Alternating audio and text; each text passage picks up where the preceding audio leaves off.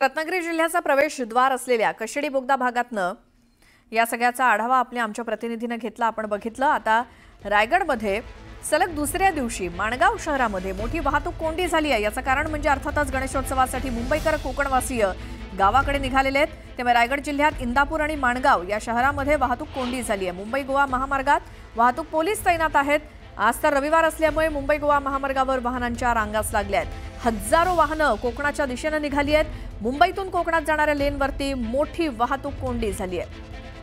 आमचे प्रतिनिधी मोहन जाधव आपल्या सोबत आहेत। मोहन, दरवर्षीचं हे चित्र असतं। गणेशोत्सवाच्या 2-3 दिवस अगोदर माणगाव इंदापूर या अरुंद भागात बाजारपेठेतनं जाणाऱ्या वाहनांची संख्या मोठी असते। आज काय चित्र दिसतंय? खरंच गणपतीसाठी चाकरमानी कोकणाकडे वळाले आहेत। हजारो गाड्या या ठिकाणी येत आहेत, पण माणगावमध्ये अरुंद जर रस्ता आहे म्हणून त्या ठिकाणी ट्रॅफिक होते। पोलीस बंदोबस्त लावलेले आहेत, ट्रॅफिकवाले त्या ठिकाणी आहेत, पण अरुंद रस्ते असल्यामुळे हा ट्रॅफिक होते।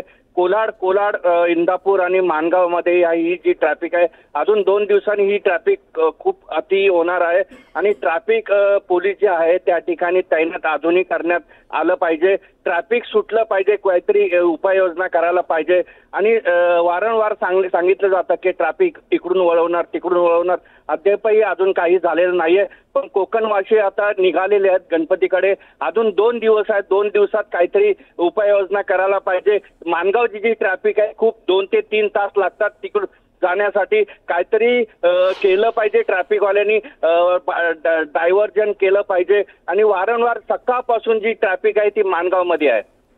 बरं मोहन, या सगळ्या अपडेट्ससाठी धन्यवाद।